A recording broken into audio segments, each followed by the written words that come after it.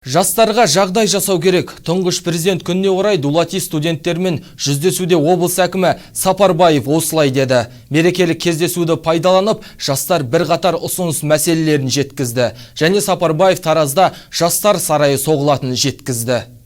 Шараға қатысушылар алдымен елдіктің жеті тұғыры атты 7 тақырыптағы кітап пен фото картиналар жобалар көрмесімен танысты. Ал төртінші тұғырымыз ол отбасы мен салт дәстүр тұғыры. Отбасы, отбасына басталады деп, отбасындағы тәлім тәрбие ұрпағымыздың болашағының мәңгілік ел болуына өзіндік үлесін қосады.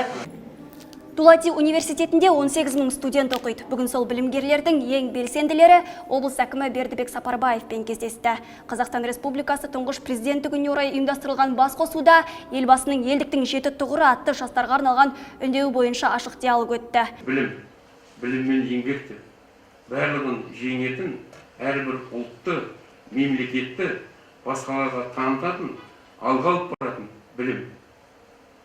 Одан кейін әрине еңбек. Мен әрдайым Абайдың сөзін келтіремін, бекерден бекер айтылмаған өмірлік не тәжірибе. Еңбек етсең ерінбей дейді, тояды қарның тіленбей дейді. Білімгерлер бұл басқосуға ұзақ дайындалыпты. Көкейдегі сан сауал мен пікірдің сұрыпталғанын ортаға салды, жауапты алды. Солардың бірі жастар орталығын салу. Келесі жылы бұл ғимараттың құрылысы басталады деп уәде берді әкім. Оның ішінде жастар театрын салу да қарастырылады. Сондай-ақ алдағы уақытта басшылар мен студенттер арасында пікірсайыс ұйымдастырылуы мүмкін. Біз бір кездесейік өзіміз. Біз барып кездесейік, пікір алсайық. Бұл жаңағы нелер дебат болған кезде өздерінің ойларын айтсын, қандай ойлайтын, қандай пікірін біз өзіміз айтайық, ол қызық болады. Біріншіден энергиясын шығару керек. Екіншіден өздерінің уақыттарын тиімді пайдалану керек. Ол үшін біз көбірек мәдени, спорт нысандарын көбірек салуымыз, жастарға енді жағдай жасауымыз керек.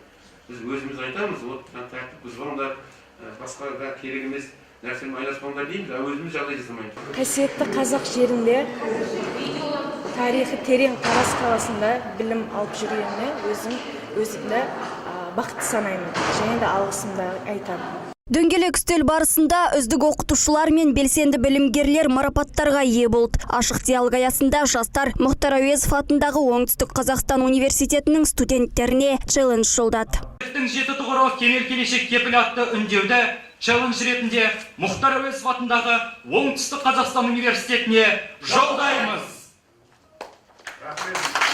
Фарида Сейілханқызы, Нұртай Ыбырай, Асылбек Жолшыбек, Аймақ.